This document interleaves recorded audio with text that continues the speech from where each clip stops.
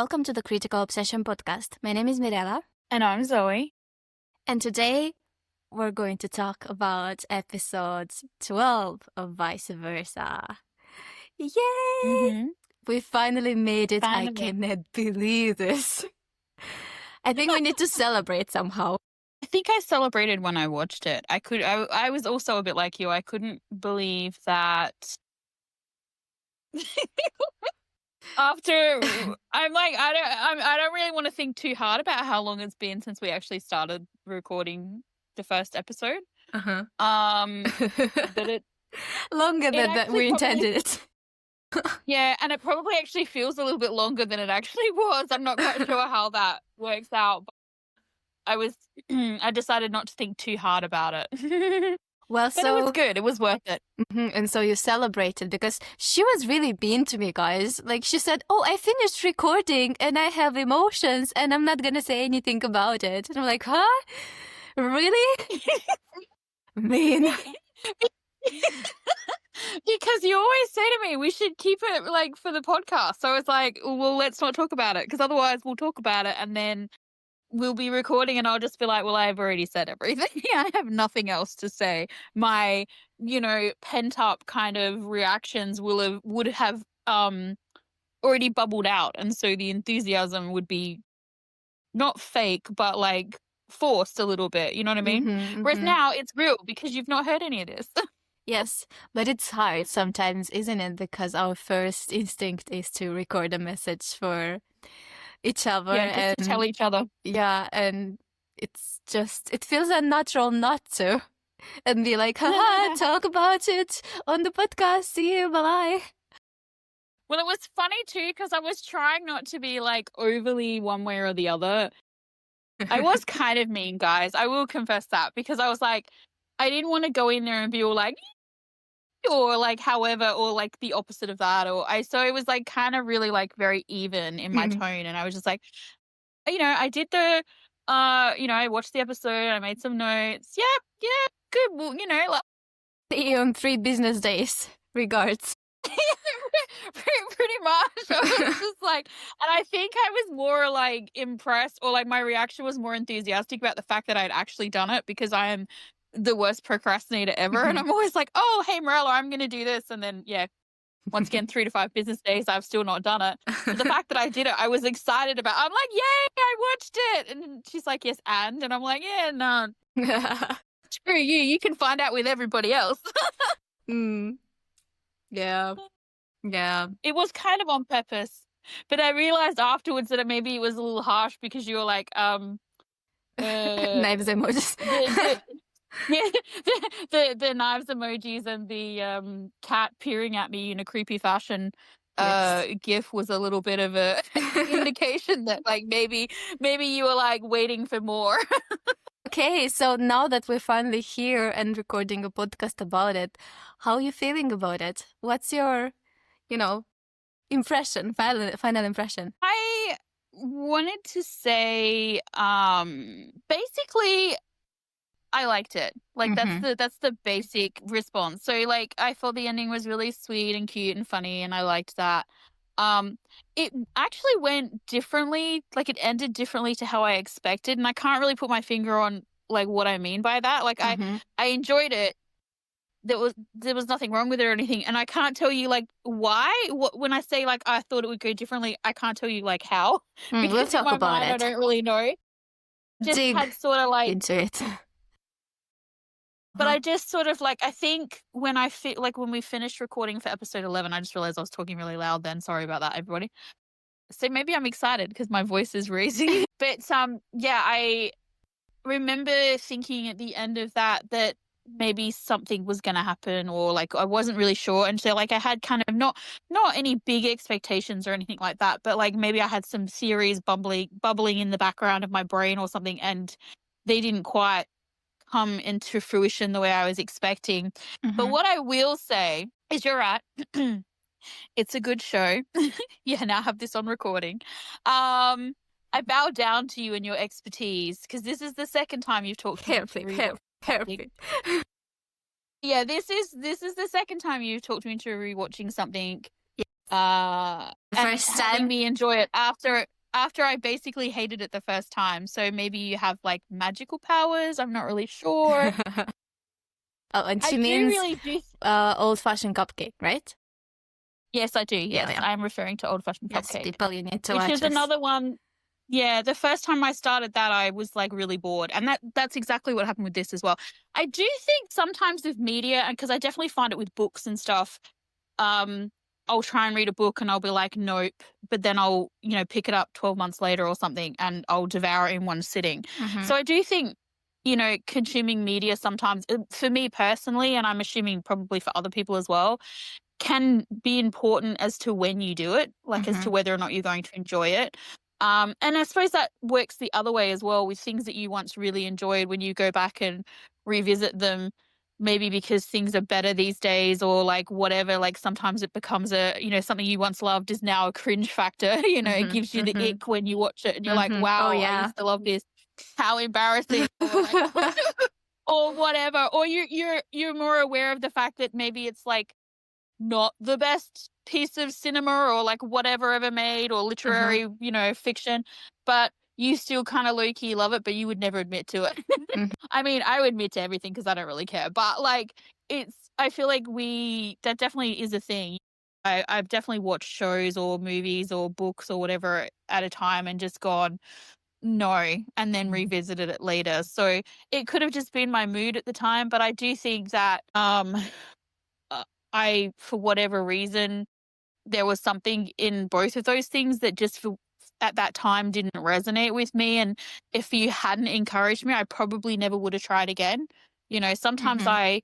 if it's something I was really, invested in for whatever reason and it didn't, work out, I will usually try again at some point. Like, there's been a few dramas recently, like BLs and otherwise, that I've picked up and I've started watching, and I've gotten maybe like 5 episodes deep or whatever. It happened with a book I picked up too recently. I got halfway through it and just went, oh, I don't really think I can, consume any more of this. But then a couple of months went by and I sort of was bored and picked it up and, was able to get into it again. And I'm hoping that will happen with the shows that I was watching because a couple of them I think are meant to be good, but, I think either it Yeah. was like, But this one does have its faults, though. There are reasons. It is very good, but they could have improved it in several ways. And it's a pity because the idea, some of the aspects were very, very good, and it was worth it to like endure, let's say, the product placements and just some things that cause a bit of a tonal dissonance sometimes in order to enjoy the things that were good, but not, depending, for example, like on people's mood or how much time they have to sacrifice to give something yeah. a try, right? Sometimes it just they don't get to the point where it's clear that it's actually something good and it's worth digging into it and keeping with it, keeping track and yeah. So I think the main thing, like I know what it is, I think with this one. I think my main issue with it at the time was it came out just a little bit after Enchante, and I might upset people now because I'm sure there are people. Well, I know that people like Enchante. I hated it. I absolutely hated it.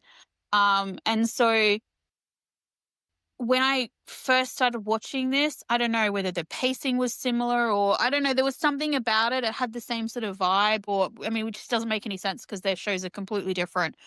But I think like there were just bits and pieces of it that it fit that reminded you. for me as well. And the other thing is, yeah, and there were certain aspects that just reminded me of that Mm-hmm. in a negative way, I guess. And also, and actually, literally, like I think one of the passwords to get into the association or something is a quote from Enchante. And I could be wrong about that though. No one roast me if I'm wrong. I haven't watched. The other thing was as well as I was watching it at the time, like I hadn't seen it at all. And I was watching it at the time with a friend of mine who lives in London.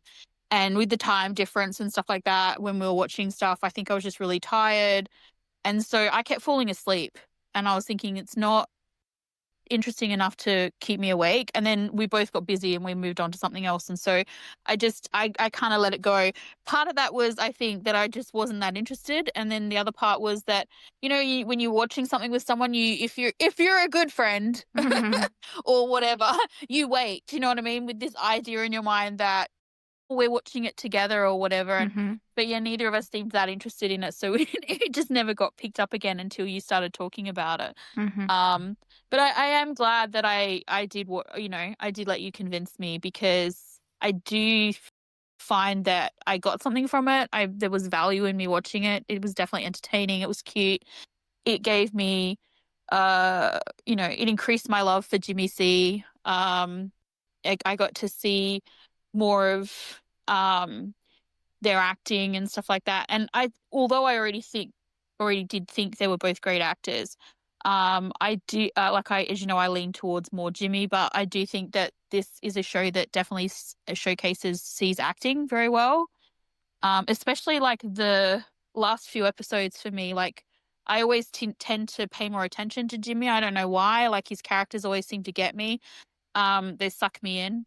And yet the last couple of episodes I was very focused on C's acting and his character and everything. So I enjoyed it for that as well, because I wasn't expecting that. But I feel like it's partly because some big leaps are made in his character development. Or maybe not in the character development, but in his investment in the relationship in the last episodes. Yeah, that could definitely be it. Yeah. But see how the story was twisted, though, because in the beginning, I'm talking about who convinced who to, made this podcast for vice versa, because it was you. It was your idea. Remember? Yeah, but I think that's because I was trying to get you to do something that I wanted to do. What was it? I feel like it was one of those things where it was like, I'll scratch your back if you scratch mine. Or however that saying goes, that sounds less creepy.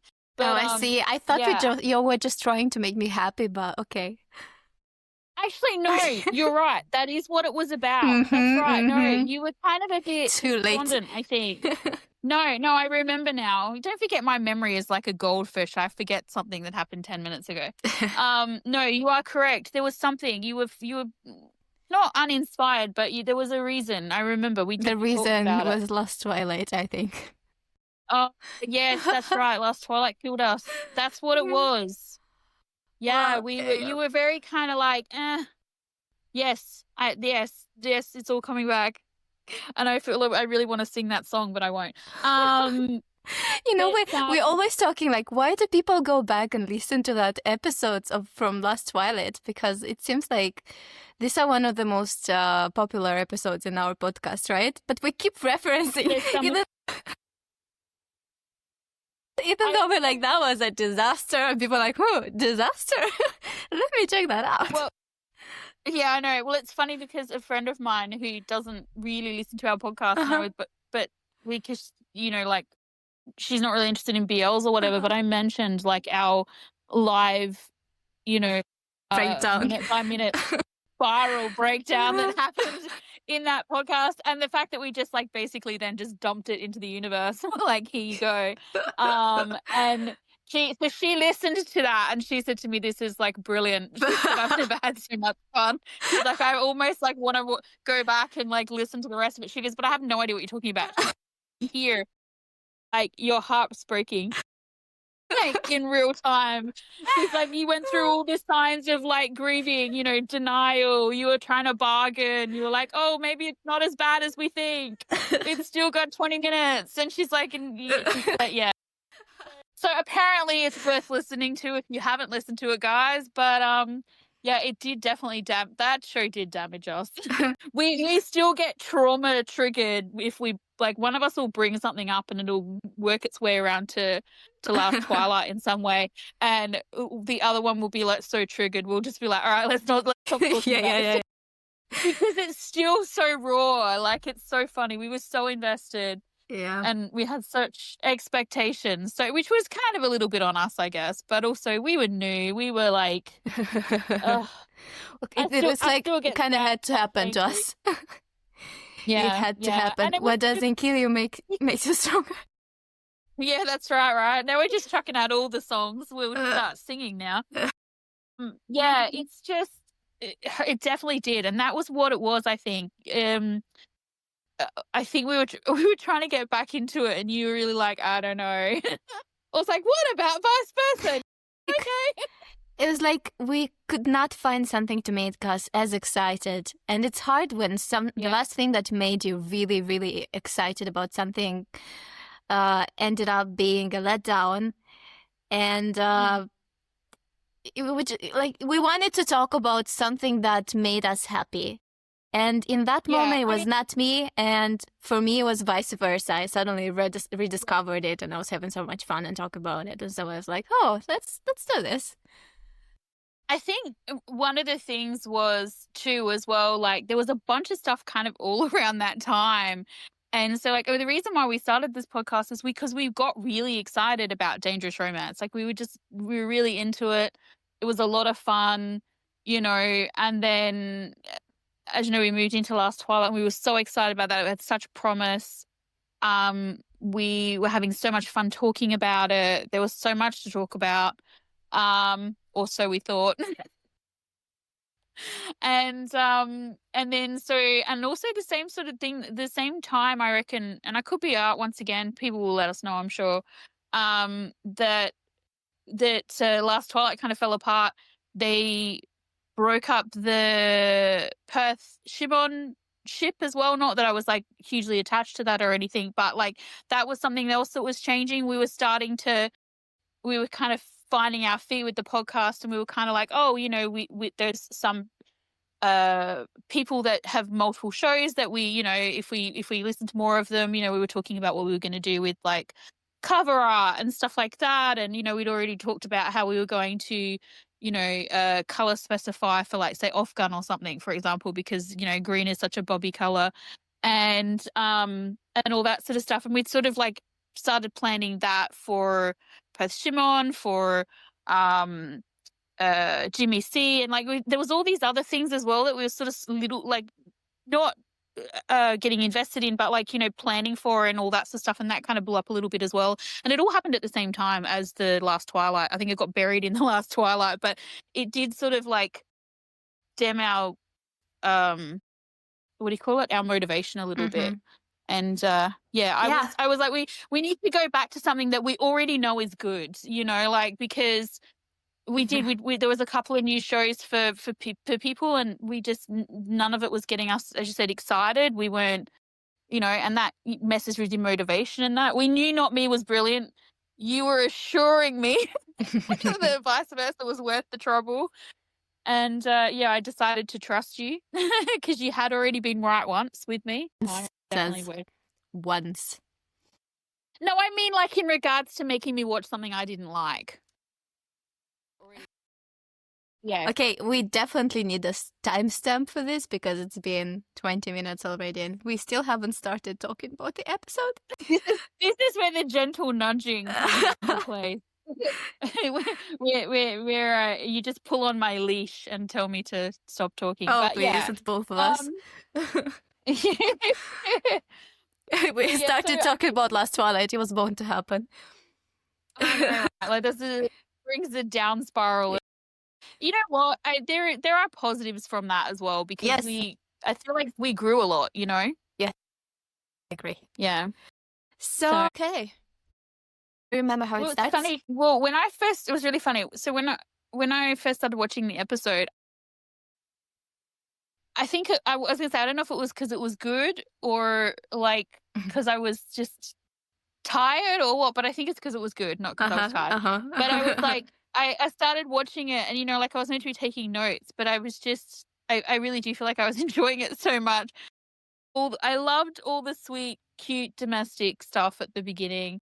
Because I hate how with dramas they finally put characters together, and they give you like 5 minutes of this like lovely, cute, soft, fluffy domestic stuff, Mm-hmm. and then it's like end credits.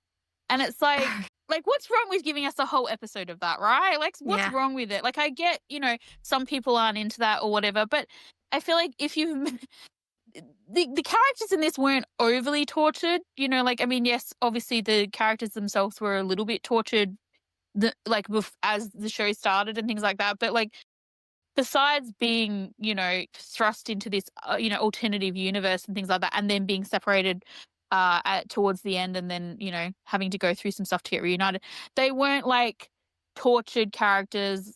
The plot and everything didn't torture them Mm-hmm. in a way like that was consistently all the way through, which me, I love. Mm-hmm. Nothing wrong with doing horrible things to the characters as long as you reward them at the end.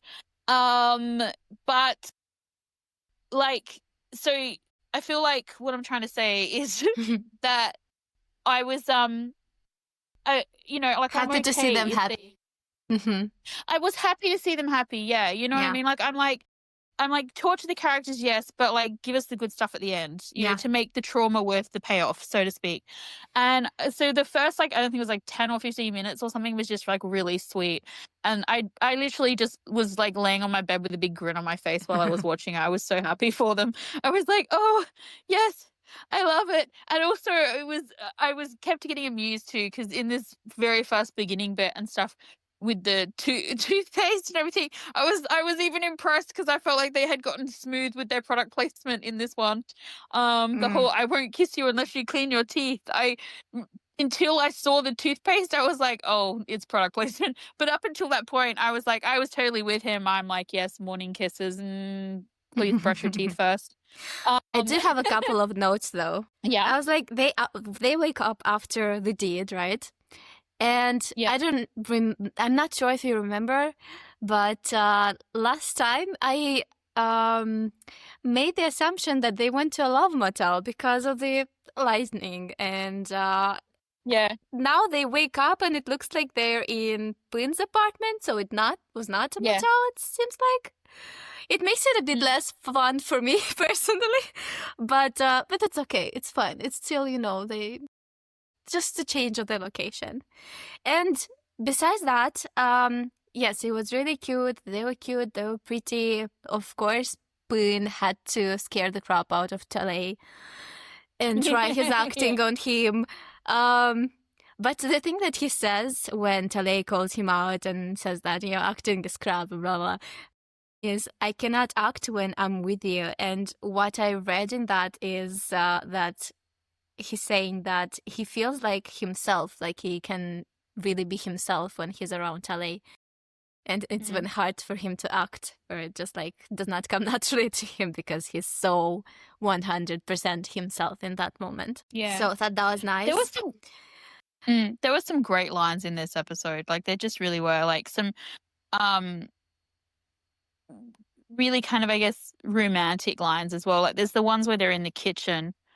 And I love the whole thank you for being born so I can love you thing that Tale says to him.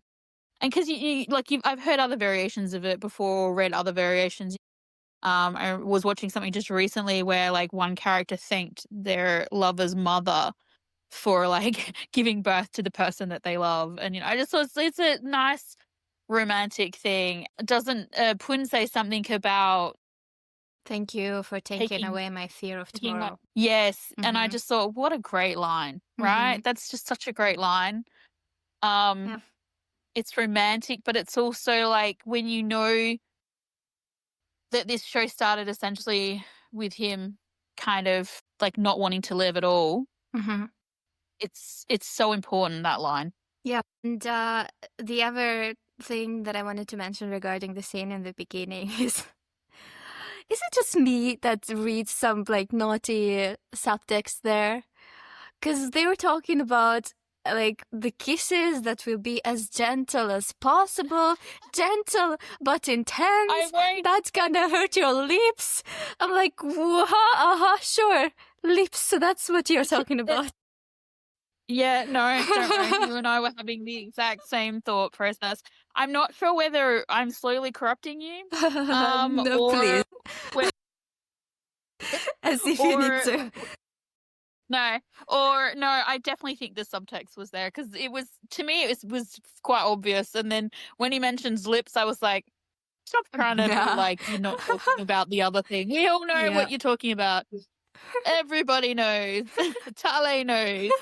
The neighbors next door know. Everybody knows. Yeah. This expression, gentle but intense, doesn't it kind of perfectly describe them as a couple? Yeah, it does. Them as Poon and Tale, but also Jimmy and C as a BL couple. I feel like this is a perfect description for them. Gentle, I think but also intense. that in this particular drama too, it describes Poon's like personality as well. Mm-hmm. This idea of being like, you know, he's very gentle with Tale pretty much from the beginning, but he's also very intense. Yeah. And so they keep bringing up things from the other world. I know you were talking last episode. You were talking about the fact that it's a pity that they cannot bring some stuff with them. Tale in this moment was using a workaround.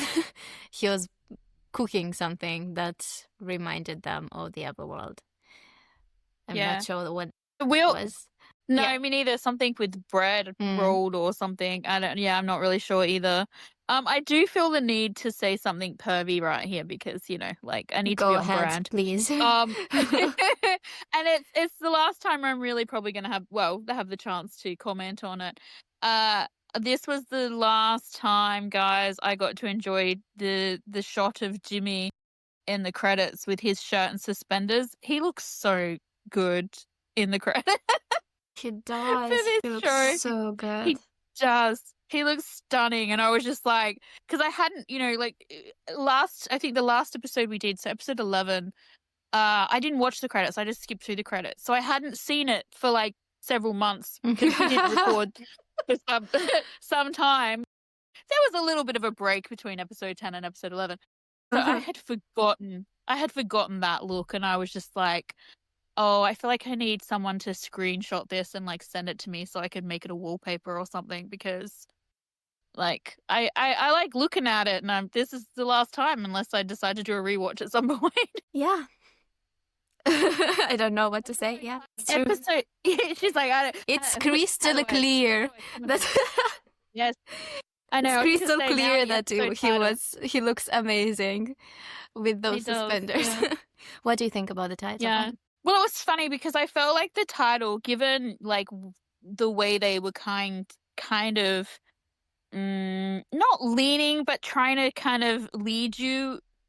I definitely feel like I was led a little bit towards the end of episode 11 in that, you know, I guess kind of like quiet desperation because, you know, we know that Tale had, you know, kind of struggled to get in contact with Poon, and so like they get together and it's kind of hard won, but it just felt like you were waiting for like the next thing to get in the way sort of thing. Mm-hmm. So when I saw that title, I was like, I'm not sure if it's like a promise or a threat. Like it kind of felt like it could go either way. Like, you know that the show is going to end, you know, on a good note, theoretically for the masses. Like the intention is going to be good.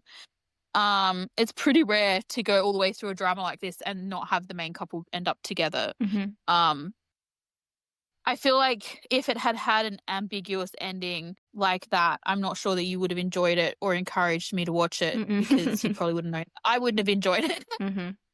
I have a couple of things. My things are like love triangles and like ambiguous endings where the couples don't end up together. You know, if you're going to torture them or me for 12 to 16 episodes or something, I at least expect them to end up a couple at the end of it. Even if we do only get 5 minutes of fluff, give me those 5 minutes of fluff. I don't want maybe we'll end up together one day. Like, you can stick that right up your backside. But like, I was just like, it's because colors have been such a big thing all the way through this whole idea of crystal clear. I was like, is it a positive thing? Is it like, you know, it was one of those things because, as I said, the show has been so immense in color. You could see crystal clear as it being a positive thing, or it could be, crystal clear that this isn't going to work, or crystal clear that things are not the same, etc., etc. And so I was really curious to see exactly where they were going to go with it. And I think it was a little bit of both. I think it was this realization that, and I mean, it sounds like obvious that to say this, but like what they were thinking, separately and together before they came back about what their relationship would look like in this world. And how much they would realize what they would miss when they came back and things like that. I felt like it was interesting to have it kind of fit that in a way. Like it was crystal clear that things were different and that they weren't going to be the same. They couldn't be the same. You want to hear my But interpretation? also that. But sorry. I was like, do you want to hear my interpretation? Yes, but just let me finish for a sec because I haven't finished yet. But also, I feel like it was also saying that, like, they are meant to be together. It's crystal clear to them that this is it. Like, it takes them a little while to get there on both parties, that they now trust each other. They now are, like, 100% committed. Everything is clear. Everything makes sense. Everything feels good. Ultimately, when it ends, that is, to me, my interpretation of what they meant, why they used that title. But yeah, I'm very curious to see what you say. I have a bit yeah, it's pretty much what you said. I just worded it a bit differently because I was thinking about the way they were in the beginning before they got thrown into the other universe. And Talay was assigning colors to things, to people, right? He was looking at everything through a filter set by himself to keep things at distance and to make himself I see more where comfortable. you're going with this, and I love it. And thank you. And Poon, I don't think he was able to see anything, or at least the good stuff, because that's how it is, right? When you're in your bad place. For him, for him, everything was tinged in darkness, and despair. But now, loneliness. They can see things clearly. They can see the important stuff, and they can appreciate it. Enjoy it. Yes. Yes, very much so. Yes, you said that way more eloquently than me, but that is exactly what I meant. I know. This is what you meant as well. But thank you. That is rare of me to say things eloquently. So, I disagree wholeheartedly with my chest with that. Like, considering English is my first language, you speak it. I even know I was about to say something that was totally terrible grammar, but yeah, you are way more eloquent at explaining things than I am. I sometimes confuse myself trying to get it out, so I'm like, I just usually hope it makes sense. Or people know me well enough to know that it makes sense. Like, I'm sure I say stuff to you all the time, and I'm like, you know what I mean, and I'm like, geez, I hope she does, because I'm not even really sure that I know what I mean. Like, you're amazing. When I read the posts that you posted on Tumblr, my mouth was open, like why aren't you writing? Why aren't you a writer? Like, you must be doing something with this. Like, you definitely should. And no, there's no comparison between you and me. I'm just happy I put two words together that sounded right. Let's move on. on. Look at us having a love fest. Yeah, so we value one another. Yeah. So I suppose some answers. You got some answers from some of the questions that you had previously regarding, for example, associations in their original world. We find out that his boss, Talay's boss, is also a traveler, and the association exists in this world as well, right? that they included that. I did like that. I did laugh quite a bit about the fact that his boss is like some 16-year-old. And now, He acts so serious. yeah, and now they go there to give inspirational speeches and be like a success story example. hmm Yeah. Yeah.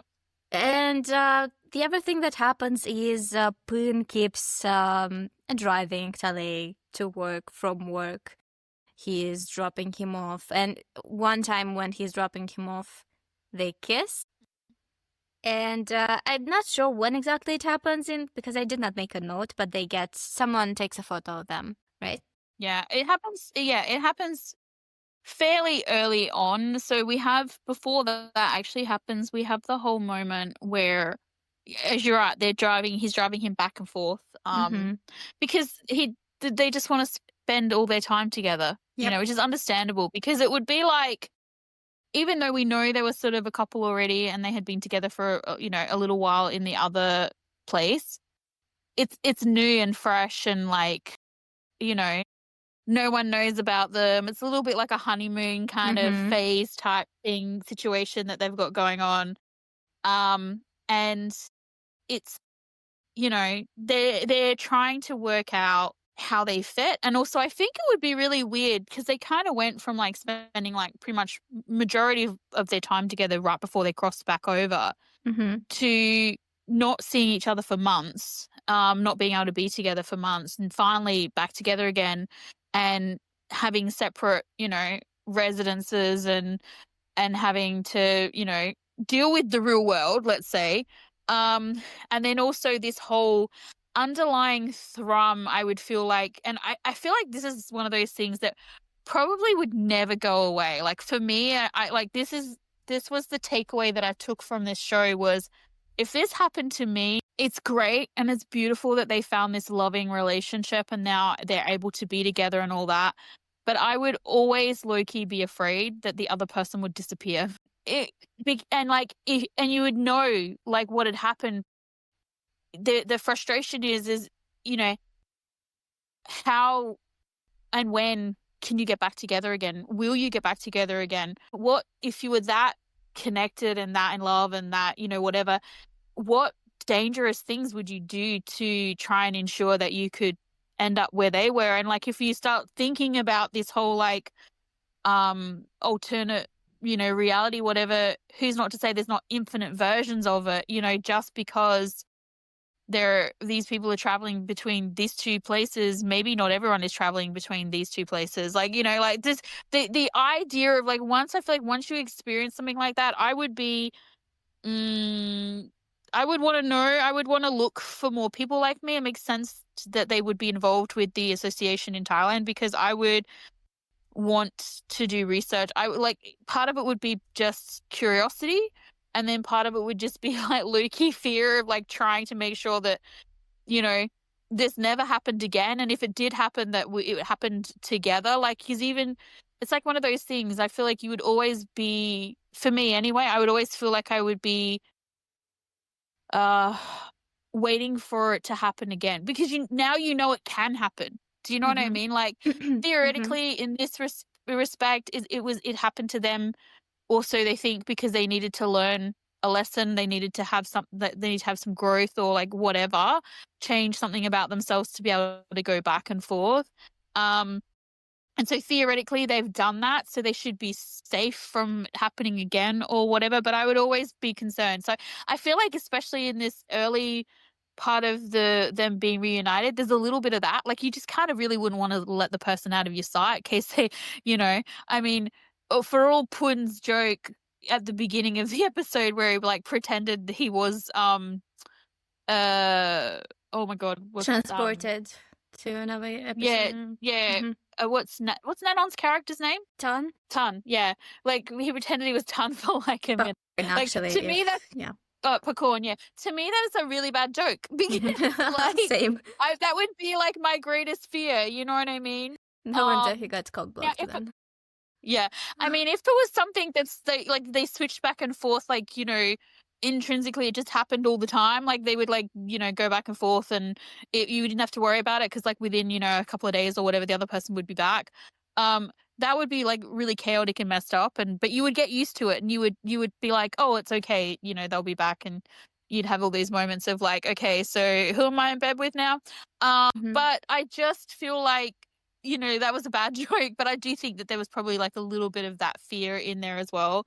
And so we had the whole like kind of not clingy, but like not wanting to see each other, like let each other go necessarily. And also that's just a fun thing that maybe I feel like especially someone in Poon's position wouldn't necessarily be easily able to do, like, and probably would never have done in his past, like take his partner, to work or pick them up or like look after them in that kind of way. So it's, it made sense. But so they did that. And then, of course, before the crazy stalker taking videos, they went on the date where he rented out the restaurant and gave him the briefcase and the T-shirts like the other world. So his token of love recreated in this world. Their token of love. Yeah. Mm-hmm. And I just love this scene because I love like when Tale is like distracted and like looking at the T-shirt, and then he looks up and like Poon is there and his shirt's open and he's just got the T-shirt on and he just on display. To me, it was so funny but like really sweet. Yeah, I think it's after that actually that they get caught kissing in the car. maybe. But I want to say, I just want to mention that there's a moment there in the restaurant when after Tale received his gifts, they exchange some lines, and I'm not really sure what Poon says, but like there's a certain moment when Poon looks at Tale with love and he says something, and Jimmy's heart eyes in that moment are deadly. Yeah. Like they're deadly. Well, as I said, there are just some really good lines. There's a line as well where I think... No, I'm talking about the acting. Let's give a minute. Let's like how do you say it? A moment of silence for Jimmy's acting, because oh my god. That was so, the gaze he threw upon his lover was magnificent. It was so beautiful. I'm in awe. I was in awe because right now I'm just trying to remember it. I cannot recreate it in my mind. I don't have enough imagination. Like my memory is not good enough to recreate that work of art. Yeah. Well, it's funny though, because you by mentioning it, you triggered another memory though of another line that was from the morning after when they're first, back together again, and Poon is driving Tale to work, and he says to him, Tale says to him, he's drawing the stuff on the hands, like the writing on the hands, and Poon is guessing what it means, and Tale's what he said was, "Where there's you, there's happiness." And I thought at the time, like, what a line! And I felt like there was the way that Jimmy was looking at him there in that too, because at the beginning of the scene, he's like flustered and frustrated because he's going to be late for work, and he's all kind of a bit like, he wasn't in the moment. And then suddenly he's in the moment. They're in this moment together where they're just like, he once again it takes it back to what you were saying about it being crystal clear and like taking that moment to enjoy what's actually happening. Like letting go of the fact that he's on his way to work, he's about to be late, is like whatever. It's just he's seeing him and acknowledging that like just them being together there is enough. And I was all like, there are several lines like this from Poon with the same message, this message throughout this episode. And what happens next? Poon is on a live show, and I'm like, what? How low of a TV show host? Like that TV show would not be popular, because who the fuck would agree to, what artist would agree to go to you after you do something like that, like you need to, if you want to talk about it, like you need to present the artist with this idea and let them have the time to like own the story, take control of the narrative, get ready. But what was that? Like, oh my god, that was so horrible. I mean, even the person following them and taking pictures and videos and stuff, like I mean, it's funny because there's been a lot going on in the media and stuff at the moment for things like this. And Mm-hmm. it's like, of course, we can't leave celebrities alone to like live their lives. We must invade their personal life and their privacy.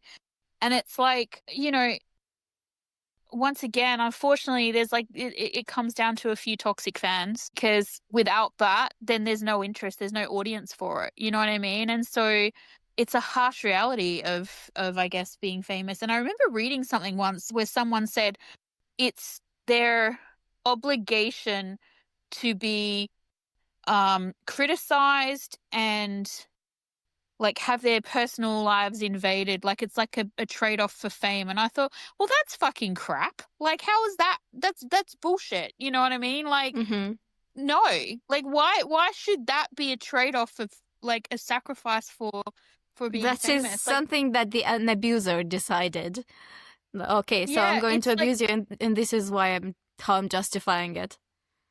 exactly. Abusers That's exactly always right. justify their actions. Yeah, and it was just like, and the same thing, with this. Like, I was like you, I hated this interview so much. As soon as they said it was live, I was like, oh, he's gonna get ambushed Mm-hmm. because, and it wouldn't have mattered as well. Like, it's one of those things where, because as you said, he's unprepared or whatever, and even if he had like a little bit of a heads up, it's that kind of position where because it's about your personal life, there's another person involved. Whatever he was going to say was probably going to be wrong from some point of view. Do you know what I mean? So I was so afraid in that part. I Mm-hmm. was just like, oh no, and I was just like, oh. Mm-hmm.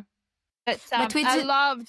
we do get an example of a good fan, which is Talef's We do. friend. I was going to say that. I loved Mm-hmm. Hale's friend, and I'm sorry I do not remember her name, but Same. I love what she said. How she said, "I'm his fan, not the master of his life." And I thought, oh my god, there are so many people that need to hear this right now. I think there's some drama on the timeline at the moment. About Off Gun again. People love to do drama about Off Gun. Uh, Solo fans of Guns always think that he needs to move on, and it's like, well, that's great, but he loves working with Off, so like just learn to respect your favorite. If they want to do something, then you can either consume the media or not consume the media, but you don't really have a right to you know tell them what they should be doing because of what you want. It's like that's Yeah, not really what it's that's they're there pretty for. a common thing in fandom sometimes, isn't it? I Yeah. just like, for example, with the music, sometimes there are artists who become famous playing a certain genre, and they Hmm. gather a fandom, and those people are support them. They are very invested, and if the artist dares to experiment and change genres or do something different, people get upset, and Hmm. sometimes they think that because they invested Mm. mm, with money into this artist, or their time, or spend their time Mm. making them more famous, or blah blah, talking them up, then the artist owes them something and owes them a certain type of music, or I don't know. And it's just Yeah. this is not exactly how this is working. Yeah. Like, It it's it's one thing so. if you invest into someone and you agree when like they're going to produce something, and you specify exactly what you want, and buying a piece of creation from an artist is completely different. You support them, but you're a fan, and if you don't like it, just move on. Mm. But Yeah, harassing people, making feel like crap, like now you went, for example, mainstream, and you're like, I remember stuff like, I remember something like that happened with Linkin Park at some point, yeah, and it was horrible. It was yeah. horrible, This and people idea don't as learn well. lessons, I feel like, No, I don't. unfortunately. And this idea as well, like to go on what you're saying, about groups like that. Because I mean, I've liked a lot of like indie groups growing up and stuff like that. There was a whole kind of like time slot of music that was kind of very like indie alternative, like small no one knows this group, you know, and then they blow up or something. And then like the original fans are like, oh, you're a sellout. I hate that term. No, they just became popular. That's hardly their fault. Like suddenly, you know, so many more people are interested in what they're doing. They now have more exposure that, you know, unless they become something completely different, and even then you don't own them. You have been lucky enough to it's like a Experience symbiotic the first relationship. period, That's yeah, right. where they did something that matched your interests. That's right. And like in some respects, for those listeners who don't know, like I like BTS, for example, and there's a thing that people say with BTS is you find them when you need them. And I truly do believe that, not just with them, but with like all media things. And it's I know people who have never experienced it can be cynical about it, but like a book or a character or a song or a group or like whatever can save someone's life. Like sometimes you just need to hear or see something in some sort of form of media that maybe the people in your lives might be trying to communicate to you, but for whatever reason, you can't compute it, you can't hear it, they're too close to you or whatever. But then, you know, you turn on the radio, you hear some words or you feel a connection to a book, you know, a character in a book, or it takes you out of that moment in time where, you know, it's so dark and you can't find anything good, but then suddenly this thing has lit you up from the inside. That's a gift, you know what I mean? The people who are creating those things, that's what they're hoping for, you know, generally. I mean, some people just want money, but most creative people are wanting to inspire you, bring comfort, entertain you, like whatever. Like that is their job, but it's not, and that is their intention. And if you're lucky enough to experience that and have a part of that and get some joy from it, that's great. It's a symbiotic relationship. It works really well when it happens, but it doesn't mean anyone's entitled to anything. Unfortunately, it's such a fractured industry thing, and it's not specific to acting or music or like, you know, I mean, I saw a fight about an author just recently as well, on Instagram of all places, and it was about, you know, their next book or something wasn't what everyone was expecting. It's like, well, if you don't like it, you don't actually have to read it, you don't have to buy it, you don't, Hmm. you know what I mean? Like it's not, so that book's not for you. You know, it's Especially not if it's always not going hurting to work. anyone. If it's just Ex- different, yeah, it's one thing when it's like a propaganda that hurts people or like yeah. very objectively I mean, problematic, but yeah, and there are authors and people that are like that, for example. But this was not, it was not that. It was just for some reason, everybody who had been a long time fan of this particular author had very high expectations, or not even high expectations, but they had very strong ideas about what mm-hmm. this book should be or who it should be about, or, you know, whatever. And I read the book. I thought the book was great. You know, I had no problems with the book, but then I also am not, you know, heavily invested in that particular author. You know, I'm not, I haven't been a long time fan. I have, you know, I read one series of books by them or whatever, but it's just, it's such a weird thing to me. And it's such a, Mm-hmm. it Perplexing. happens so, Yeah. yeah, And it's, it happens so much. yeah, and it's more perplexing when um something like that happens when people are fans not of a creation but of the Mm, person, mm, and then it can get very like a certain weird dynamic is created where fans feel some sort of control of the person's life. And entitlement yeah, or something. yeah, it can be very, very creepy. But Mm. let's get back. Fortunately, certain industries foster it. And Yeah, it's like, and then when yeah, it happens, everyone's like, oh, how, why, where, whatever. And it's like, well, you did kind of encourage this. This is why we are where we are. yeah. Um, Yeah, that's right. We talked so, about it, but right? We had a lot of conversations about it, and we talked about how yeah, well, most probably it's like it's the industry because it's like a systemic thing, and people are encouraged, and then it transforms into a mob mentality, and it's hard to separate yourself and realize that you're part of a problem when it's kind of like the normal thing. So when, and the industries make most of it, and they use their people, the actors, the singers, as a product that they can sell, and they can like in any way possible. So sell their lives, sell their art, sell their visuals, their secrets, and everything. Yeah, I think it's a generational thing too, because it was funny. I went recently to a with my sister and my dad.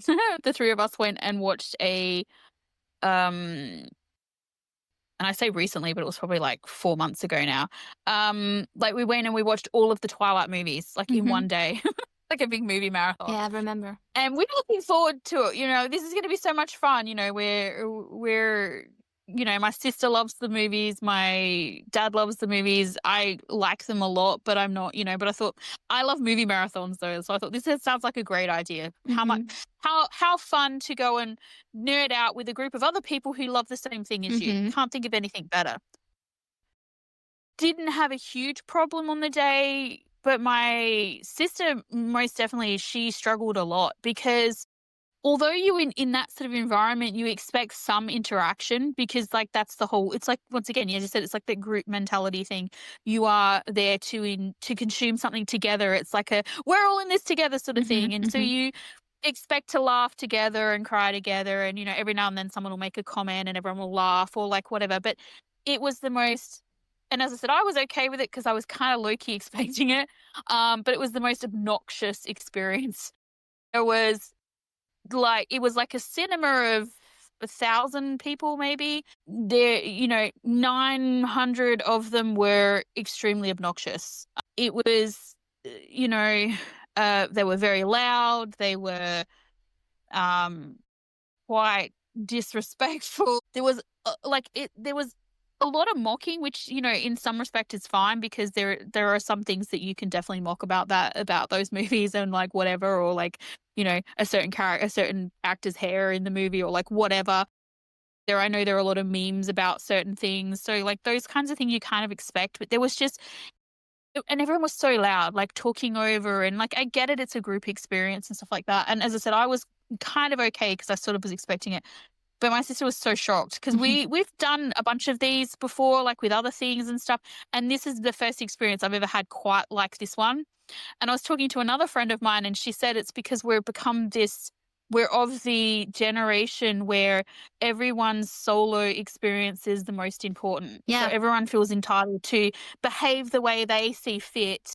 Yeah, I think we talked about it in the last episode. Yeah, somehow we ended up in doing the same discussion. I feel like it's one of those things, isn't it, where we just, how did we get here? You know, I guess. And this is, and like, it's interesting when they bring it into media. I also think it's really funny when they bring it into media like this. And sometimes the creators or like whatever are low-key perpetrators or perpetuators of like this kind of behavior, and you just think, oh, the irony. You know, so it's like low-key, it's like, what do I say about this right now? But yeah, there's a lot of it going on at the moment. You know, there's a lot of this like filming people and releasing information, and, you know, and realistically, we're not entitled to people's private information, and we're also, you know, you can have an opinion. Nice. It's just like, yeah, it's very unkind. You know, besides everything else. Yeah, you can have an opinion, but you shouldn't be like trying to like get up on your soapbox and dictate how, you know, someone else lives their life. And I mean, the other thing is if it makes you feel uncomfortable or you don't like it, there are really easy solutions to that. Stop being a fan. Stop turning on the TV. Stop buying the book. Stop listening to the music. Like, all of these things are very easy choices that you can make. They're not going to harm you. They won't harm anyone else.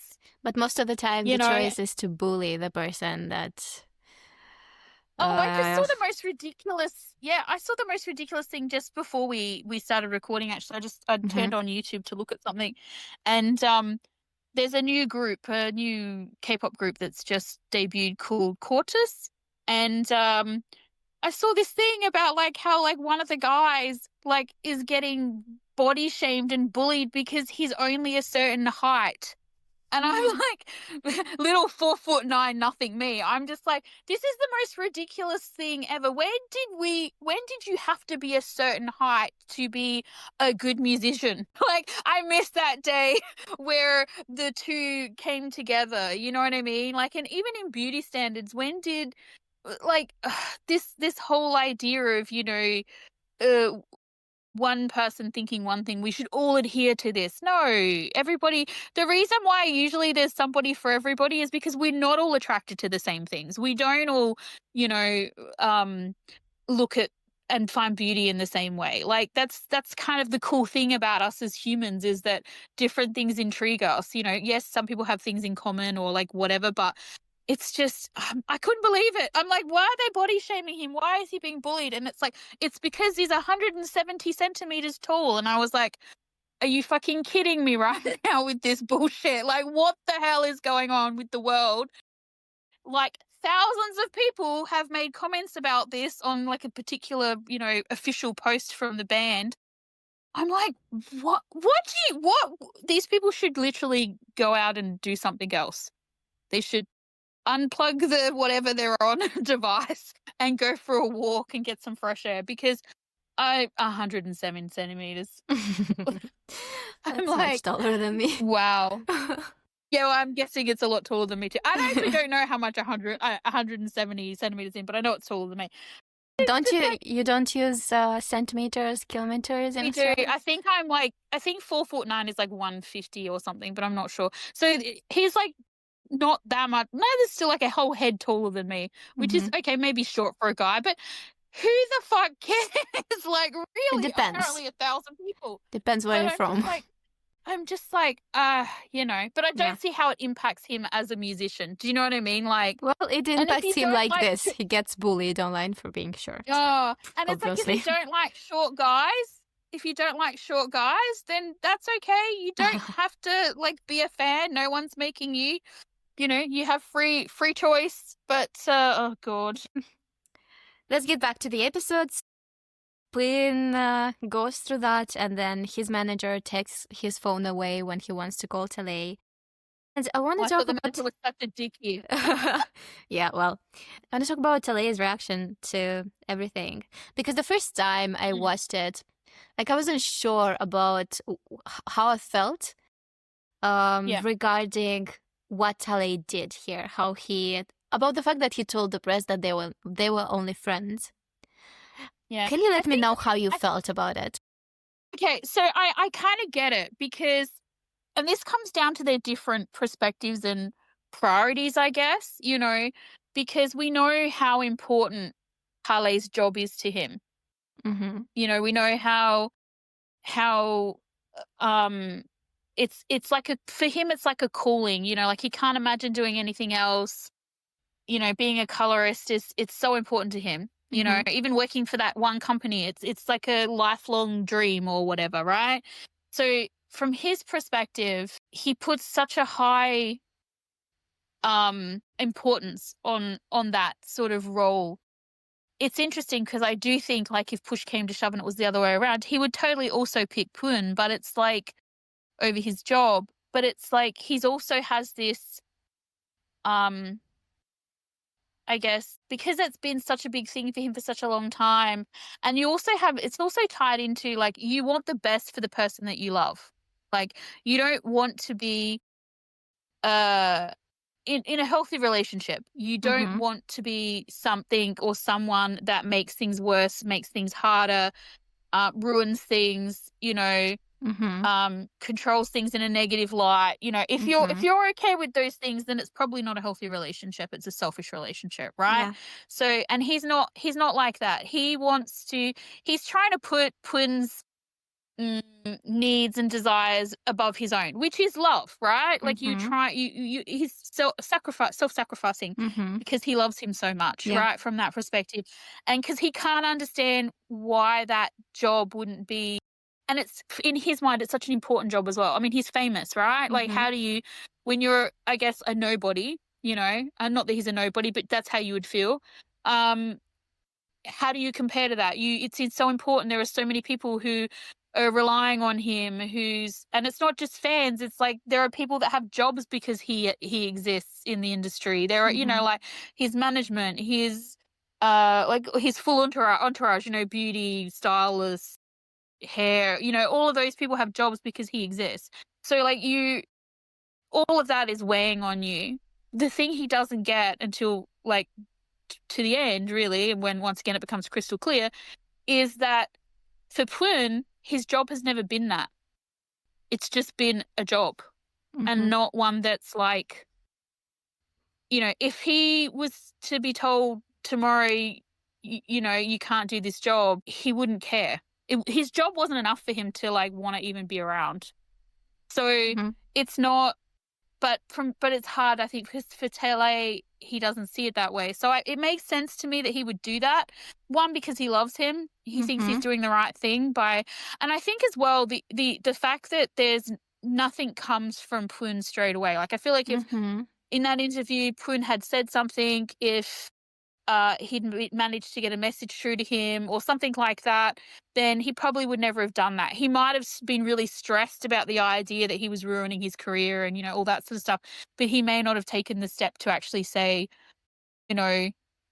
we're not together or like whatever. I feel like he did that because he didn't know what else to do in that moment. And it'd be really hard as well. I mean, it's not like he sat down and went, oh, I think I need to make this decision.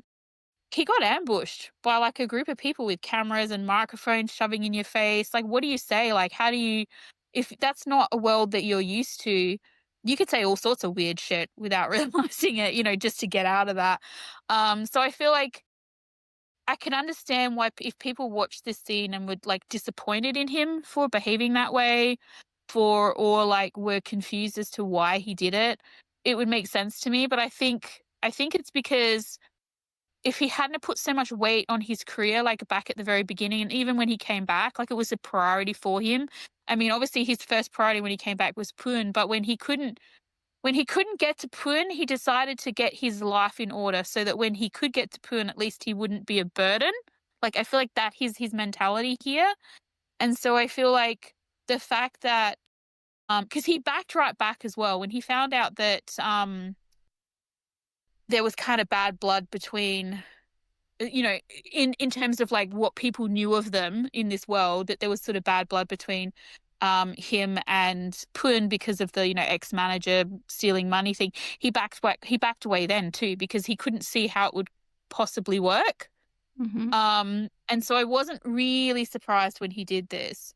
I wasn't really sure what was going to come of it though, because I was frustrated that he'd done it. Like I understood it, but it's one of those things that frustrates me. You want to shake the character and go, no, why? So it did frustrate you.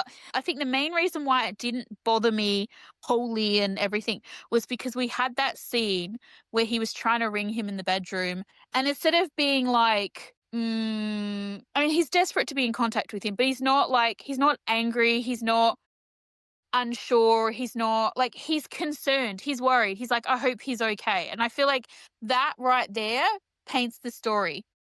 His concern in that moment, like the reason he behaves the way he does is because he thinks it's the best thing for Pun.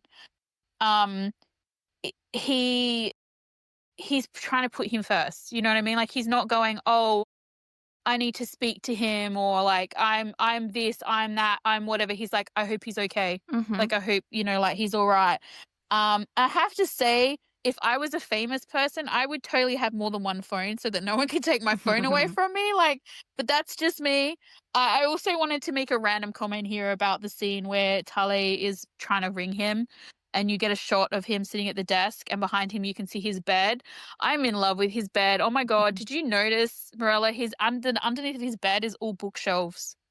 Yeah. It's very cool. But I'm still on that scene. I agree with you. Of course, he's a person who values his job. And so that would be like, one thing is the first time I saw it, or like, okay, it's there this time around as well.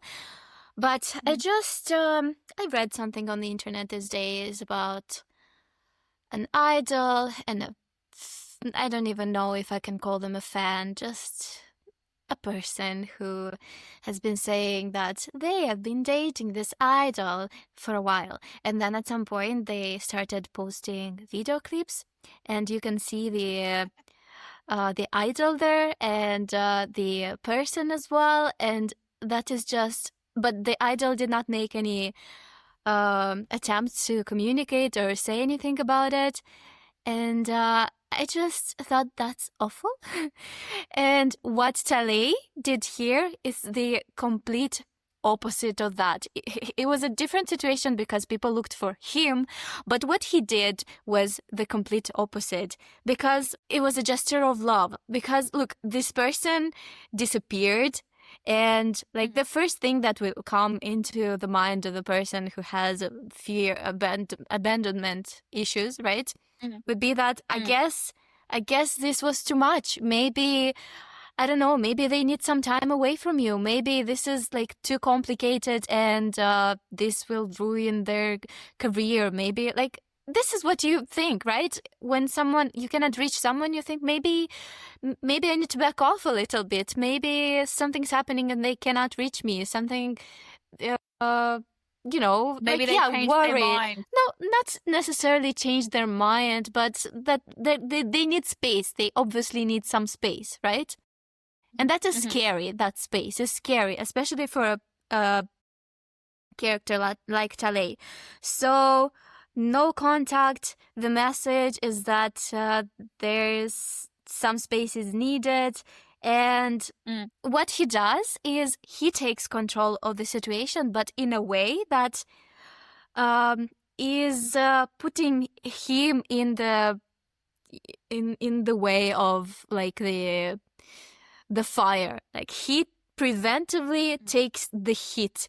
He takes control, and by taking control, he sacrifices himself. So no matter, and the thing that he says is like, it calms everyone down, right? So no matter what Poon ends up saying after that, if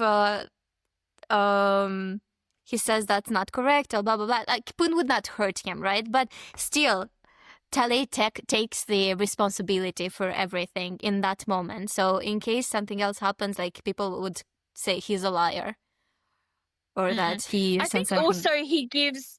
Yeah, I think also by doing this, Talay gives Poon the power. Like, he gives him permission. To lie. He gives them to power. Say that there's nothing between them. Yeah, and he can go either way. He's basically saying to Poon, because he can't communicate with him in any other way as well. This is another way for him to communicate. He's basically saying to him, it's okay if you have to do this. Yes, if this is a choice you have to make, it's okay. If it's hard for you to make this choice, I will make it for you, and then I'll be in the... How do you say it? I'll be in like, he will be the first one. Exactly. He essentially, yeah, you're right. What he does is, it's coming from a place of love. The thing where I know the thing that you're talking about, because of course I know the thing that you're talking about. The leaked videos and all that. That's a crazy person trying to. Well, I don't wanna mention who exactly it happened to. It's just like, no, but it's already press. It's already been confirmed. But it's just like, there's a big difference between leaking something and then, like, as you said, like not confirming, but as you said, they came to him because there was already something that had happened. They asked him for some sort of confirmation. They still wanted confirmation from Poon. That's why they had that press release scheduled and everything, because it had to come from both parties in this respect for it to fully die down, you know. That's why his management was like, follow the script, which made me laugh. And it's like, you know, and I feel like the thing with this is, and it's like, and it goes back to, you know, the stalking and the leaking of things and all this that was happening in this, is that eventually things come out anyway. Like, the truth usually comes out. Like, whether it happens years later or like whatever. Like, it's very hard to keep things secret when you're famous, because there are too many people watching you. There's too many sets of eyes. There's too many, you know, like, I understand when you find out, you know, like a couple has been together, for example, like famous people, or whatever for a really long time, and then you finally find out that they've been together, and people go, oh, why didn't you like tell anybody? And it's like, well, of course not, because as soon as you tell somebody, all of a sudden everybody, once again, as we were talking about before, feels entitled to have an opinion Mm-hmm. on not only your relationship, like they know you, which they don't, and how you behave, like as sole people within this relationship. Do you know what I mean? So like Mm-hmm. maybe like two famous people, maybe you're fans of them, maybe you ship them together, whatever. Then finally it turns out, wow, yeah, they're together. And then the stuff, the behavior of maybe one person that you thought was cute or fun before, now it becomes problematic because they're a couple. And so now then people are like making judgments, they're putting whatever. I can't imagine what kind of pressure that would put on people dating who are famous. I can't imagine what it would be like to be famous and try and have a relationship in general, Mm-hmm. or just any relationship, just even going out and meeting friends or something. Like I remember reading something recently to do with the BL actor, I believe, and I don't remember like whether it's Thai or what country they're from, but there was all this stuff about, oh, this person's got a girlfriend, blah blah blah, and it was like his sister. He was out with his sister, and it's like, oh my god, leave them alone. Like now they're not allowed to have sisters.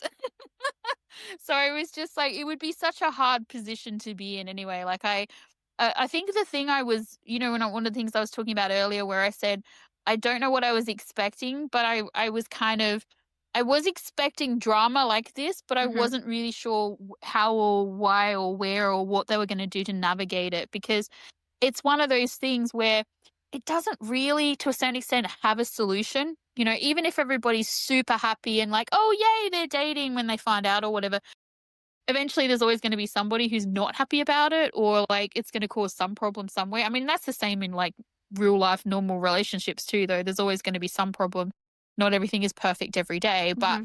like it would be hard to, do you know what I mean? Like in an hour episode, oh, all the problems of the world, I guess is what I'm Mm-hmm. trying to come at. And so I wasn't really sure how they would manage to do that. I do think they did a good job of, it's realistic for him to behave that way, I believe. And as you said, like it's the way he could communicate. It's the way he could um make that decision so the Pun didn't have to. It's so funny though, because I remember, like I've got written down here, oh, he's just said they're friends, ouch. He Mm-hmm. really doesn't get the way he's more important than any career to Pun. But as I said, that's because of who he is as a person, and his own like perspective of things. But also from love, like you do that, you sacrifice for the person that you love, whether it's your kids or your friends or your lover, whatever. If you can, you know stop them from having even a little bit of pain, you will. Yeah, and it's great for Tale that he has such an amazing friend who Oh records my him god, when I he's love wrong. this bit so much. I love this bit so much. And this is what I was saying to you about, like how this episode really got me, because usually it's Jimmy's characters make me cry without fail. I've yet to Mm-hmm. see a show where Jimmy's character didn't make me cry. In this episode, he made me cry. This scene, the drunk scene, I don't know why, but I was like, it was a cross between like sad/frustrated, but also like joyous, like I was like a little bit sobbing, and I totally wasn't expecting it as well. I was like, wow, where did that come from? But yeah, he has good friends. I loved the video clip that she sent him. I was just like, it was so sweet and it was so cute, and the way he was just like, why did I do that? Like he was so mournful Yes, of it. but the ultimate proof of Tale loving him, and Ben hears it, is Tale saying, "Can we go back to that universe?" Tale, Yeah, whose primary goal through the whole thing was to go back, and now and get just back. for Ben, he's ready to sacrifice everything and go back just to Yeah, be with him.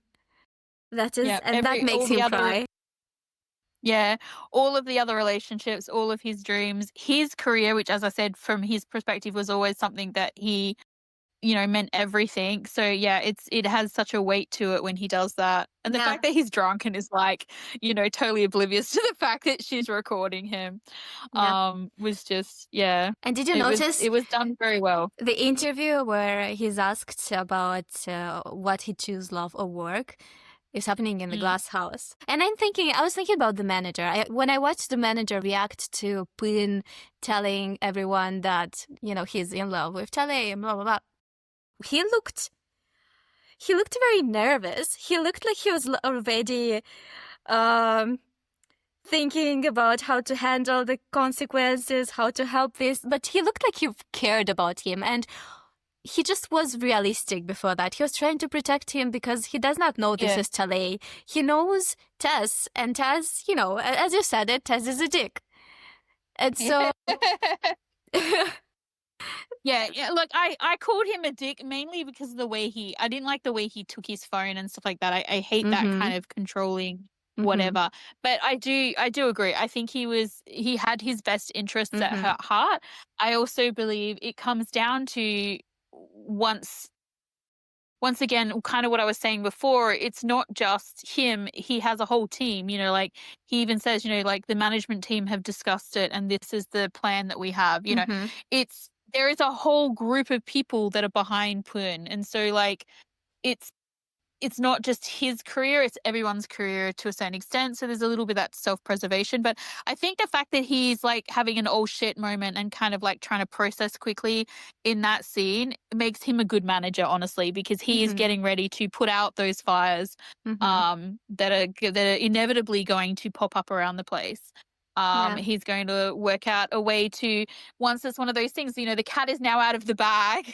We can't deny that the cat exists. Yeah. We now have to dress the cat up and make it, attractive to people. And the manager, he looked cute. He looked like it's not just work. I think so too. Yeah. No. And he cared about the fact that he's going to work overtime for a very long time. I feel probably. Well, that's right. He's like, I'm really going to earn my paycheck this week. I feel the need to comment on Tess being a dick thing because you brought it up. So I thought, well, let's revisit that. I thought it was interesting when Tale starts like dreaming about the other people in the other world and he starts like picturing and imagining how things are. And I thought it was very interesting that in his dreams, Tess isn't a dick, even though Tess did a bunch of dickish things when he was playing him, or not playing him, but like when he was living his life. He quit his dream job. He like made a complicated history between him and Poon. Like there's things that he did, like he messed with him in his mind or whatever, in his imagination. But did you notice it was implied that was not just a dream? That's what is really happening, because he said, I see everyone and this is what they're doing, but I never see Pidol. The one who had short hair and said that in the original universe, they were a man. Oh, yeah. And then they show a scene where Tale bumps into a guy who wears like a uniform of a nurse. I'm sorry. And it's implied that that's Pidol, and they got back to the universe, to the original one. Yeah. I was kind of like, with that, I was like, I feel like I was on the fence as to what opinion I had on that. Like, I was kind of, I was watching it and thinking the same thing as you. And then I was like, or is it just a dream? Because I feel like this Tess is not a dick. I was like, how did Tess not become a dick? And and it was... Maybe influence, good influence. Everyone around him now was nice to him, and he had maybe to... coming back, Yeah, maybe coming back, his life better. He got something out of it. So possibly. But I was just like, But then we see Tale react to Poon making his love for him public, and he's not very happy. Well, he's happy, but he's very concerned. He's stressed, and they go back to his house, and Poon is there. Yeah, I knew he was going to be there. Charming his mother. He did. Nice. I love how his mom's like, just take him. Take him out of the universe. Wink, wink. Yeah. But okay, it was very cute. The friend fangirling and everything was nice. But I had to say it. That mama, okay. No. Product placement was It was so intrusive and out of place. It was dissonant. It was very uncomfortable because I thought they were gonna have a cute little cooking moment. And it was just like, oh God. No, it was No. bad. That one was really, really bad. It was bad. It's like it intruded on a very important moment. Yep. With the lace. Don't do it with like a marriage proposal. It's just wrong. There's just something you just shouldn't do. They tried something. They tried something with this series, and what they tried was to integrate and really integrate the ads with and entwine them with the important stuff.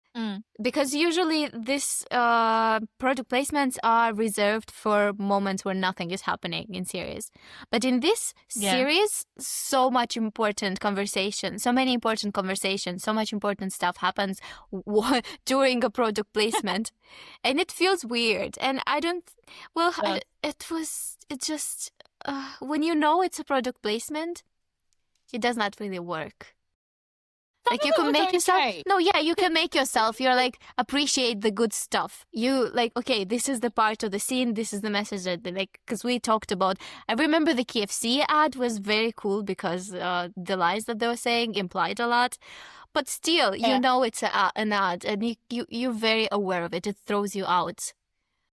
Of the scene. The bit where they do it when it's subtle and it's like not a hugely important scene or whatever. Like the bit with the choco pies where they introduced the Up and Oo characters as Tup and I can't Tu or whatever his name was. And they did that whole little bit around the choco pies. That was done well, I thought, because it was like yes, you are aware of the fact that it's a thing, but it's also they tied it nicely to the character. It's organic. And his preference and stuff. So it was kind of like it made sense that it reminded him of this and, you know, whatever. It, you know, brought them back together again, kind of. It made sense. You know what I mean? It did not overshadow the moment, kind of. It's funny, I remember reading a post on Twitter. God, it was a while back. It was probably a couple of years ago now, and I've never laughed so hard in my life. And it was somebody complaining about the fact that the Thai industry doesn't make historical BLs. BLs set in like fantasy type setups or whatever.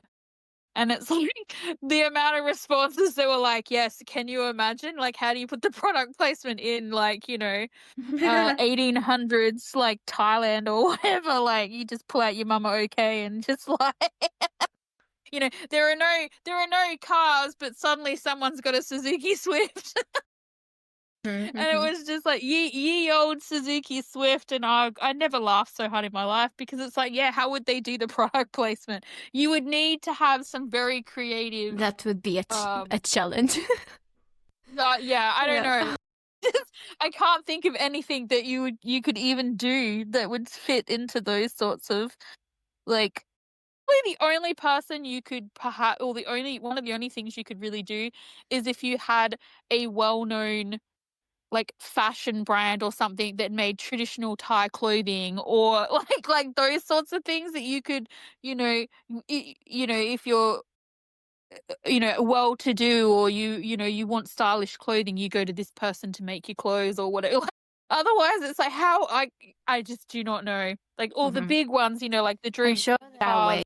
It would be hilarious to watch. I would love to watch. I was thinking about it as I was reading it, and one of the reasons why I was laughing so much was, well, first off, the responses were hilarious, but also I was thinking about it, and I was thinking just how funny would it be? Like you're watching this drama, and then all of a sudden, as I said, like, you know, there's like horses and buggies or something, or not even that, just horses, and suddenly like there's a car.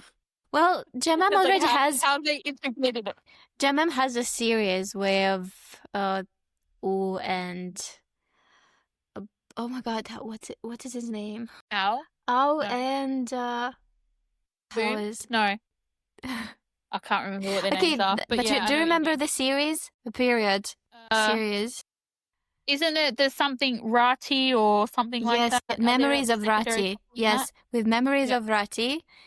And it's a period drama, and I watched the first episode and I drummed through it, but I don't remember anything related to product placement.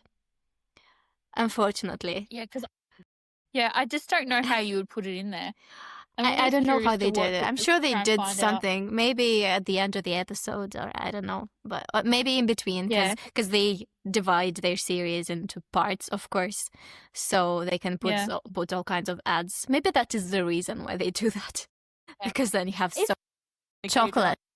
Oh. So many times they go buy chocolate. And, oh, look, chocolate. This is so tasty. The beauty stick that can be lip gloss or like whatever, you stick it all over your whole body. I totally bought one of those recently the other day actually, so I was like, I want to know if the collagen stick is as good as they say it is. But it's funny because you'd think they would just put them as ads in between the breaks, like just like don't make it part of the show, just make it an ad, like, you know. Maybe they give you more money if you make it more to stand out more. Yeah, well, I mean, I suppose in this day and age of streaming and everything, where like, you know, the whole point of streaming is not to have ads. So they would cut that out. You can't cut it out if it's part of the show. Of course. It was like, I bought it with me. I was like, how? Yeah, but it's blocked, so the sand does not go into another part. It's blocked in one section. And this is an alternative, like it's the same thing as Talay saying, I want to go back to that universe with you. Poon's way of demonstrating his love and how he was changed by this love is to say that, or to do this and let Talay know that he does not want another life. He completely accepted this universe. He wants this life with him, and it's good enough for him. He does not want to get back anymore. Yeah, I think that, but also that this whole idea of like not running out of time. You know what I mean? Like time is not the important thing. You know, like this idea, because, you know, well, he's not alone. He's all you wouldn't ever feel like time was something that was an enemy or was because I'm sure, like, from his perspective before he went over, just every day was painful for him. You know, time was his enemy to a certain extent. And you're right, coming back, like this idea of having to come back, that time would run out of them being together there and things like that was a big thing too. So this idea of not needing anything else, like you said, but also being aware of the fact that it's better if just time stops and they can be in this moment for as long as possible. Yeah, and Talay understands his gesture and he says, you and me, which means basically you're not alone anymore. It's very cute. It's very cute. No notes. We mentioned about lines as well that were great in this show, and there's that one as well around where Talay is not revising, what's the word I'm looking for? Reminiscing about the dreaming of the others and stuff like that. And he talks about Flynn, and he sort of says, you know, like, not everything's perfect every day, because like, and that he's like, because the story's not over, which is exactly the whole point. But he says that he paints my life pink forever, and I just thought it's so romantic when you think about, and like when he says to him about, at one point he asks him about favorite colors, I think, and he says pink and something else, and it's like, for someone who hated pink before because pink for him in his colorist, you know, represented love and romance, and he didn't believe in it or hold any value in it, now it's like one of the most important things. And this idea that Poon paints his, you know, his life forever pink is such a beautiful concept. So I really liked that as well. Yeah, we get to see a pink sunset, going back to the place where Poon traveled between universes. Basically, there's no loose threads in the series. They tied everything up nicely, right? I think I think by going to that place as well, like I was saying before, I was talking about it and I was saying how, like, for me, from my perspective, my point of view, I would be afraid of like slipping back and forth or like this person leaving again or like whatever. I think that was a nice way of putting out there that they don't fear that, Mm-hmm. because like, that idea is definitely like something that, as I said, it would be my fear. But I feel like them willingly going to that place together means that they feel safe enough not to, for that place to be a trigger. You know what Mm-hmm. I mean? Like it's not something they fear that if they go there, like, Yeah. the past might be repeated or whatever, and one might slip away. So Yeah. I like that they included that. Yes, because as you said, they're not afraid of time running out anymore. They are just going to enjoy Yeah. all the time that they have and experience the moment together. They did a good job of like kind of like they basically gave us that, like, that impression that, well, they told us that as well, or whatever. But then they like drew a line under it and did a bunch of exclamation points just in case you missed it. Mm-hmm. But in a really well done way. Do you know what I mean? Like they drove the message home, but Yeah. not like in an obnoxious way. Each layer added to it. Plus the pink trumpet tree that has roots now in this world, which represents their Yeah. love and their connection. Yeah. Mm. So that's basically everything that I wanted to talk about. I have some additional notes, but I don't really want to talk about them and their game where they mention lines from Gemam series or No, about me the neither. chips I wasn't proposal. really.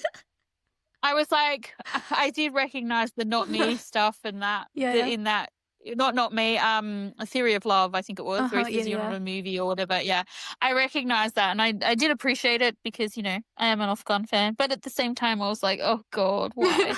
Um, but I did like the way it ended. I thought it was very, like, if they had just ended it there without the weird marriage proposal chip product placement, I would have been really happy with the way that ended. The cute little like fake out on this wish on the tree, and then the one where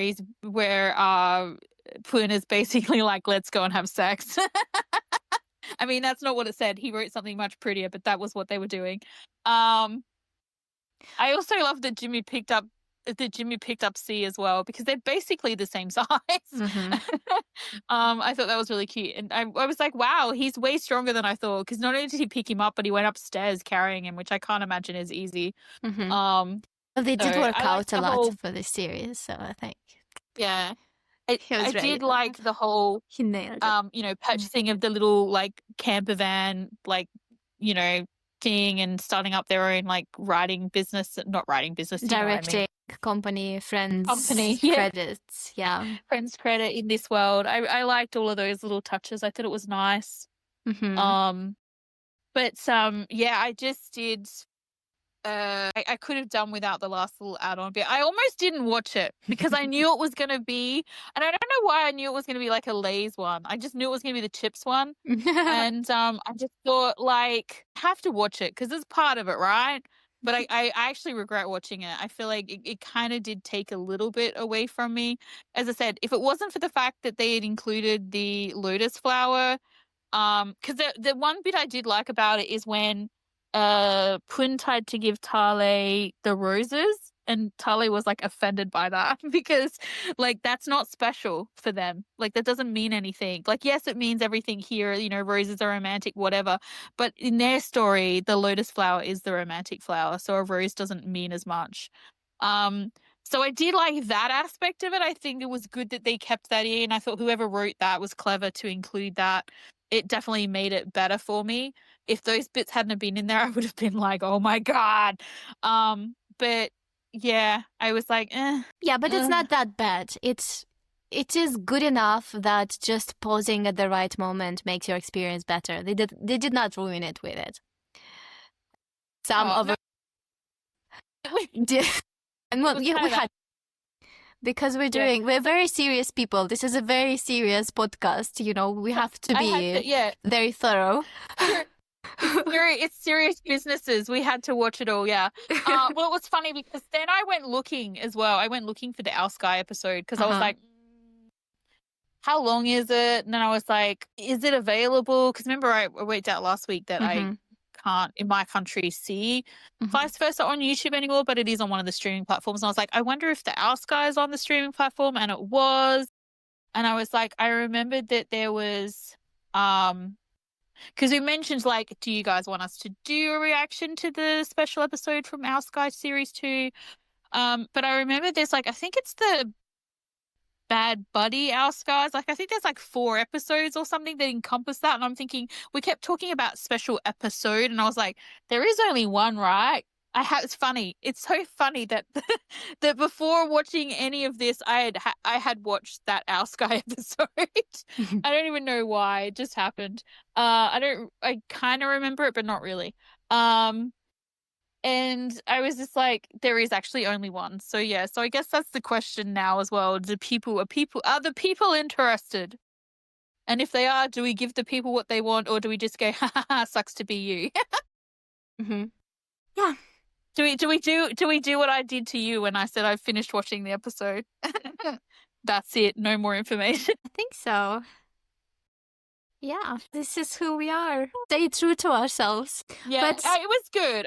I'm glad I let you talk you into it. yeah, You see what I did there? I see. I think it was perfect for me in that moment, and it's just very like it has heavy elements, but it's also light and very colorful. Of course, it's about believing in love. It's about hope that people can change for the better. Hope for having hope for a better future, and about motivating yourself to do your best at everything, to be your best version of yourself. Yeah. I think it's a really Very good nice show message. too. Yeah, I think it's a really good show too for like all kinds of consumers. And what I mean by that is for us, we or especially for you in this respect, this version of the rewatch, and for me, like sort of straight out with this, was that we went into it and we were watching it in a very specific way. So we were looking for the imagery, we were looking for the messages, we were looking for the deeper meanings in things. And it definitely has all of that. Like, obviously we had plenty to talk about. So if you're into watching stuff like that has a little bit more, and you know, you like to watch something and then consume other media related to it, like a podcast, then this is a great show for that. But if you also just want a fun, cute, romantic show that does have some, as you said, serious moments, but ultimately is just fun, it's a great show for that as well. Like, you don't have to, you can go into it and just enjoy it for what it is. So it works very well. You know, you don't have to be too what's the word I'm looking for? Oh my god, I swear. See, this is what I'm talking about. English does not fit in my brain. Engaged, focused. You know, you don't. I don't know. Yeah, you don't need to be too academic with it. You can just enjoy it. You know what I mean? Like, you can just sit down and go, wow, this is fun and cute, and like, oh wow, I feel bad for him or whatever. You don't need to deep dive too much into it. But if you want to, there's a podcast. Yeah. And the show is very enjoyable from the I don't know, what is it? The creative point of view, analytic point of view, because it's consistent. It's true to itself. The characters are consistent. The character arcs make sense. They're beautiful, and it's nice. Want to make you hurt anybody? Yeah, and it's a very nice show to watch and rewatch. It has very good rewatch value. So I think you should rewatch it at some point. You should definitely give it a try. God, I've only just finished it. She's already talking me into a rewatch. Yeah, it's perfect time to rewatch it. Yeah. I feel like it's one of those shows too where, especially because, as you said, it's a great show for creative like interest and conversation, because of all of the color arcs and the use of that, and there's always going to be something that you didn't notice the first time around. And I think that's really cool. I must say, like, and I'm interested to see like who the directors are that do all these things. We talked about Lights, or I brought it up in the Revenge Love podcast recently where in the very beginning with Shishang and the red and the green line, I was saying like this whole red green flag thing. They used the color in that and the lighting in that scene really, really well. I have to give props to GMM because they do some stuff that's really clever. I sometimes don't know whether it was intentional. Well, it's clear that in this show it was. Yeah, in this show it definitely was, right? But like I think the thing I'm thinking of is there was something in there's a scene in Dangerous Romance, which we also have a podcast for, guys. Wink, wink. And yeah, but this is if you have not watched this show and you didn't watch it because you weren't sure about the pairing at the time, well, you should definitely watch it. This is a show I actually am in the mood to do a rewatch for. I really, really liked this show. But there was a scene I noticed when I was doing a rewatch after we'd seen the show and we were getting ready for our like final recording. There's a scene in like one of the early episodes where there's the bullying. Do you remember where they've got all the cardboard boxes built up around and it's like this kind of like battleground old fashioned castle. I'm the king of the you know whatever. And then in later scenes you see that kind of falling down, breaking down. And it was like an interesting metaphor. As I said, at the time I found it fascinating whether or not it was intentional. I like to think it was. I like to think it was a directorial or a cinematic, you know, decision that they decided to do that. Because it's very clever if they did. You know what I mean? And it's like I feel like sometimes GMM does stuff like that and they're very good at it. It's very clever and I like it makes it still worthwhile. Like it's the reason why every now and then when I'm frustrated with one of their dramas for whatever reason, you know, that I keep giving them a go because they have some really good actors in their company. They have the potential is there, you know, you just never know where you're going to find that gem. And that's the same with anything, you know, when you take on something that you've never seen before or a new company or a new artist, new author, new whatever, you get those moments where like maybe it wasn't worth your time, but as I said, once again, you can always stop watching.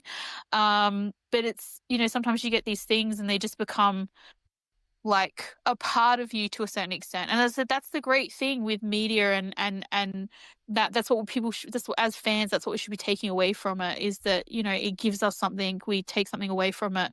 It could just be that it made our day better. You know what I mean? It could just be as simple as that. We had a crap day and then suddenly you were able to go to sleep without stress or, you know, a smile on your face kind of thing. So I really appreciate that. I appreciate there's so much work goes into all of these things. And I know sometimes we can be quite critical about them, but then, you know, that is kind of what we're doing here. I like to think that we're trying to do it from the perspective of it's our personal opinions. You know, we don't really we're not trying to make what's the word I'm looking for? Come on, Rella, you know what I'm trying to say. You've been inside here. Yeah, I'm But, just like, I'm just thinking we're talking about things we want to talk about things that we love. So if we're talking about it, it means that we are into it. We are critical about it, but yeah, it's our personal opinion. It's not true for everyone. Even with Last Twilight, a lot of people liked the ending. But yeah, people. It's a really popular show. People love it. Like I was talking to someone and they said to me, "Oh, you didn't like the way it ended?" And I was like, "Well, that was like the end of the cherry on the top for me. I struggled through to a certain I'm extent sorry. because every time they said I brought up Last Twilight again. The thing is that we must now I'm like we must be honest because otherwise, what is the point? Like we cannot say some stuff or censor us ourselves because that's just a humanly nice thing to do. But in the end, if we're talking about it, it means we care. We care. And I think as well, like it's funny, you were talking, you mentioned earlier about some posts I did on Tumblr this week, and one of them was, I posted some comments, I replied to a comment on one of because our podcast is also on YouTube, guys, if that's something more convenient. I know sometimes people like to put things on and, you know, clean your house or like whatever, so you can chuck us on YouTube, we're on there as well. But we had a comment on the Revenge Love podcast. Really nice comments actually. It was great, but there was the person sort of said, "Oh, you didn't like Counterattack. I loved Counterattack, and I loved the I can't. What was it? How to Date Arrival or something? I cannot remember what the original version of Revenge Love was called. It's something like that. Something about dating Arrival, falling in love with Arrival, something like that. And I appreciate that. Like I love that comment. Those comments. Yeah, and someone comes to us and says, I enjoyed listening to you, but I didn't agree with you, and that's totally fine. That's like what we hear. We're critical obsession, but we mention discussion as well. And while it's you and I usually discussing, it's also interesting to listen to other fans of those shows or the things that we're talking about. And find out, like, what did people like about it? What did they hate about it? What do they disagree with us? Because not everyone's going to think the same way as us. Like, that's the whole beauty of critical thought and discussion, is that, we can come at things from a different perspective. And, like I had actually found the original, and I didn't watch it properly again, but I skipped through it. I did a Morella, I skipped through it. But I refreshed my memory on the original drama, and I can see where they were going with it. Like, I can see if they had been given the opportunity to finish it, if they had been given a better budget, like they had an even worse budget than Revenge Love. Like, that's very obvious. It had the potential to be something, but it was in that era also of BLs where, like, there are a lot of, like, tropes involved, and there are a lot of, things like that kind of still give me the ick. But I think it's cool when not everybody feels the same about things, and that's how it sparks conversation.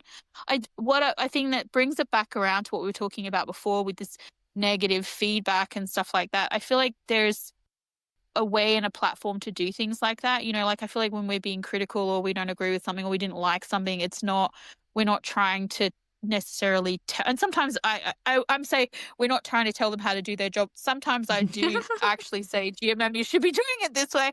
But realistically, I know that they don't actually, not that they don't care about what I think, but, like, I'm sure they care about they're paying attention to some things, but, like, it's not really my place for them to tell them to, I'm not a director, I'm not a whatever, I'm just a fan, you know what I mean? And I feel very comfortable in the fact that I'm just a fan. But I think it's okay to have an opinion, because in our little universe here, we're not, like, trying to force that on anybody. If you find us and you enjoy listening to us, that's great. If you feel the same way, that's great. If you don't, that's also great. But we're not trying to, like, be a negative thing within the industry. We truly want good things. We really want to experience these things, and we love talking about them. And you know what? Sometimes it's better if they're not perfect, because if they were perfect, it would just be like 40 minutes of us squealing and random animal noises. It had happened before. Yeah. But this, you actually get some discussion, you get some conversation, whereas otherwise it would just be us going, no, for like, and like, who wants to listen to that? Well, I mean, maybe you do, I don't know. But episode 9 of Last Twilight. Yeah, no king shaming. I wonder how many people listened to that Last Twilight final podcast. And oh my God. Our horror was like the best part of it for them. Sometimes, yeah. Sometimes other people's like, look at that is entertaining. Yeah, how much media I'm like, just even earlier I said, give me all the trauma and the torture as long as there's payoff at the end. There was no payoff at the end, guys. We were just traumatized. We still are, like, a year later. But I guess the payoff is that we can kind of joke about it now. We're getting there, maybe. Yeah, and vice versa helped a lot. It helped me get over it did. Well, then maybe the trauma the payoff is, yeah. The payoff is that you got me to do vice versa, and I enjoyed it. So now I have this thing that I can remember. We have this positive experience that we made because of it. Yeah, it was a worthwhile experience for sure. Yeah, I had a good time, and so I don't really know what else to say about it, but I am very glad that we did it. So thank you. Thank you. I agree with everything you just said. Everything. I don't have much to say other than if you enjoyed this podcast, please leave us a review or rate us on Spotify, retweet it, reblog it. if you're not comfortable with, Commenting or something. yeah, Yeah. it helps a lot. Yeah, just even It that's right. Just even a like on if you go to YouTube or whatever, or on as you said on Spotify, it just lets us know that you're enjoying it. You know, we're on the right track, so to speak. So Yeah. I get it. Some people are a bit shy to interact and things like that, but it is fun. If you guys do want to comment or you want to send us, you know, messages on Twitter or on Tumblr, we get so excited when we yes, see that's them. true. We're It just like, makes our day. "Yay!" Yes, but even It really the does. even the rating, it's rating, Spotify or leaving just it helps a lot. So Yeah. We appreciate it. we thank you. We appreciate you guys. Yeah, Yes. thank you for spending your time with us. Thank I you for get spending so your much. time with us. Yeah, but I get so much how valuable everyone's time is, especially these days. It does literally seem to be running out so much. Yes. Since COVID, I'm like, how is this the days, years, months going so quickly? So it's really nice that you spend your time with us, and we really appreciate it. All right then. Thank you for being with us, for listening to us, for retweeting, reblogging, and bye-bye. Bye. Thank you, guys. Bye.